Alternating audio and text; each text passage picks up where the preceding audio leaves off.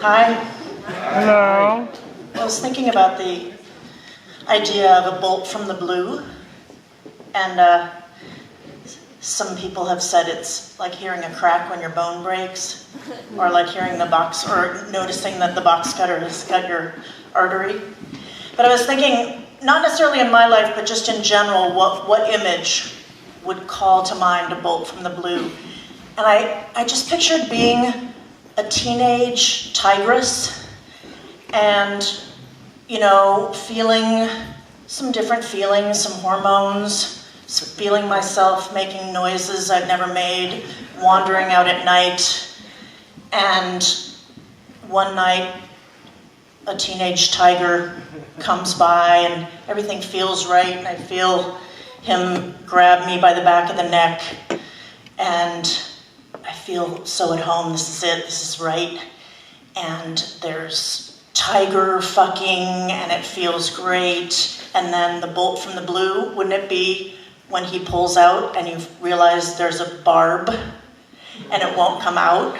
That, I mean, I think that's like the ultimate bolt from the blue, right? You're just, everything's good, and then There's the barb. I don't know, that has nothing to do with my story, but an idea I had earlier. I'm going to read a little bit from my novel. It's from the beginning, and I think all you really need to know is that the characters are on the Coney Island Cyclone, the roller coaster there in New York. It's kind of a backwards bolt from the blue, like a blue from the bolt, because they're on this roller coaster and it's really exciting and everything's going great, and then this happens.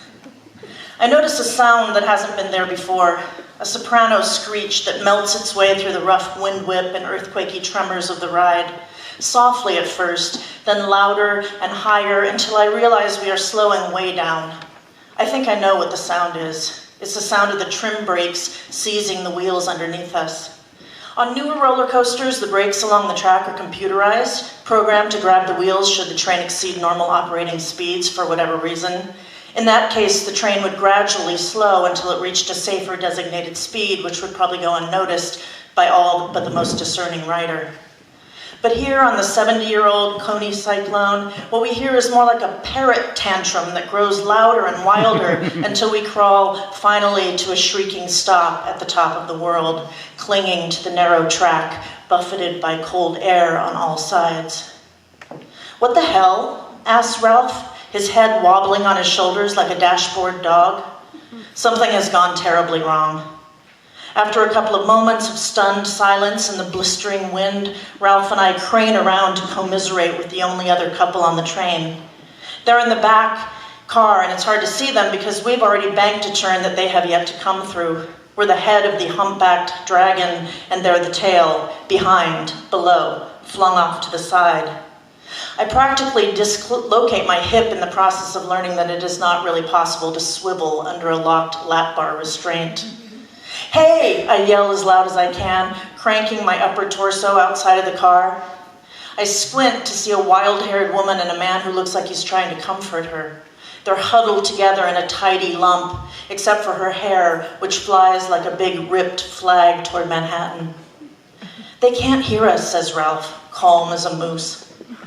We search the ground for someone who looks like they might care. It's hard to tell what's going on down there through the giant maze of peeling white latticework and loopy tracks. A few tiny people are walking around, but none seem to be stopping. "What's going on?" I holler, but my voice wafts away on the wind like an errant napkin gliding over the clown go-round at Astroland and drifting down over the pastel-painted Wonder Wheel and the faded freak show murals, landing daintily near Nathan's hot dogs on the other side of the park. "This is crazy," says Ralph. He calls down to the station agent, "Hello," in an operatic voice I've never heard him use before. I try not to be insulted. I didn't call correctly, but Ralph's voice gets lost in the cold, dead atmosphere just like mine did. Maybe the carny who runs the ride had a heart attack and died right on the brake lever, I suggest. Maybe there's a killer loose in the park and they figure we'll be safer up here. Maybe we're being pumped. I seriously consider this option, searching the dark area underneath our feet for an implanted secret camera. All I find is a wad of fossilized chewing gum.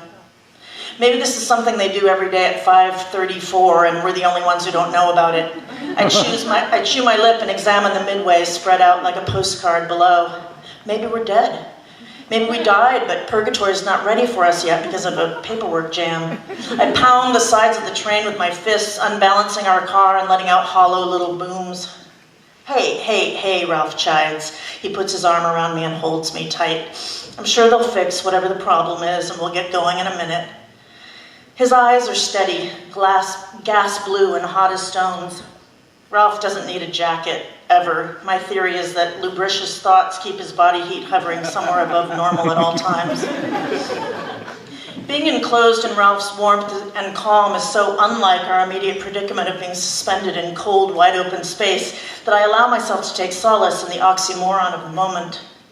Exhaling slowly, I notice that the ancient message facing us on the inside of the car, which once urged riders to remain seated, has been scrubbed with keys and fingernails until it can barely be deciphered as a ghostly communique, main seat. I met Ralph when I was writing a story about Greenpoint for IGotYourBrooklyn.com, a website dedicated to debunking remunerative borough stereotypes from gangster films and Mario Puzo novels. I was supposed to find the real Greenpoint, and a friend of a friend gave me the address of Ralph's frequent haunt, an old-timey hall, much like this one, with exquisite plaster pillars and a big stage full of empty keg barrels, the Snake Ranch Social Club. I stopped by one afternoon to check it out, and the next thing I knew, it was 10 p.m. and Ralph and I had gone through at least 20 bottles from his backroom mini fridge, which was filled with hundreds of plastic bottles of airplane liquor he'd scored from his ex-girlfriend's brother, who worked as a ramp agent at LaGuardia. At some point, I began poking the bottoms of the empties with a safety pin and stringing them together with dental floss, a little wadded up toilet paper in between, and by midnight I had produced a nice lay for Ralph, in which I made him hula for me naked and pretend his penis was saying, "Heake ka'ano," over and over again. It's the one phrase I learned in Hawaii when I was 12, which means, "What kind of nonsense is this?" What can I say? Ralph's the kind of guy who makes me want to break the seal on a thimble-sized bottle of liquor and engage in some spring break-style homespun entertainment. "Hey, look," Ralph says, and points directly below us to the pavement by the entrance to the Cyclone. A few people have gathered, so tiny they look like pink mice dressed as people. When I squint, I can see that they are pointing up at us, craning their necks and waving their flimsy little arms. One mouse has what looks like a scrap of drinking straw. He raises it up to his face, and we hear a tinny squeak fighting its way up through the atmosphere, unintelligible. I can't believe it. A megaphone? That's their high-tech public communication device? What, did a cheerleading squad just happen to be passing by? Ralph tells me to shut up so he can hear what they're saying. Again, I'm tempted to ask if testosterone ears are more powerful than regular ears, but I shut up. "I can't tell what he's saying," says Ralph. "But at least they're trying to make contact. That's a good sign." "Yes," I reply, "these humans might just turn out to be friendly creatures after all."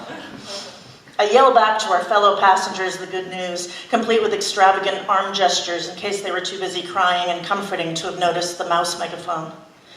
When they see me going through my contortionist act to try and communicate with them, they both wave and smile as though we're at a cocktail party. "Oh, hi, we're just taking in the scene. We'll come over and chat with you kids later." The guy gives me the thumbs up sign. Does that mean he heard what the man with the mouse megaphone said, and that it was good news? Perhaps someone in a ninja suit will shimmy up the latticework scaffolding and rescue us.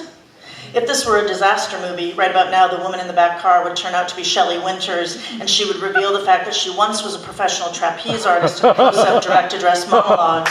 She would be getting sweaty just thinking about the crazy stunts she used to do. "Hurry up, Shelley, show us those vine-swinging, toe-grabbing, greatest of ease skills already." I'm tense and still cold, but Ralph is grinning at me in a giddy, lurid way, and the unidentified couple behind us seem perfectly content. Apparently I alone have a stick up my ass about this whole being stuck motionless in midair thing. Ralph puts his hand under my lamb's wool coat, worms between the flaps below the lowest button, and finds his way under my dress. His fingers are warm, so warm, and he's one smooth inveiglor, serenely stroking the inside of my thigh with his thumb. He strums in a slow rhythm up and down the frets.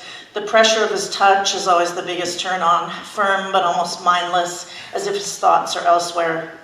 He's done this, stroking the soft flesh of a woman's thigh, delving deep into her fluent pussy 1,000,000 times. He could do this in his sleep. He could do this while dreaming of bread pudding fresh from the oven, crusty ridges, and steaming amber-colored whiskey sauce raining down all over. I close my eyes and open my legs a tiny bit wider. Thanks.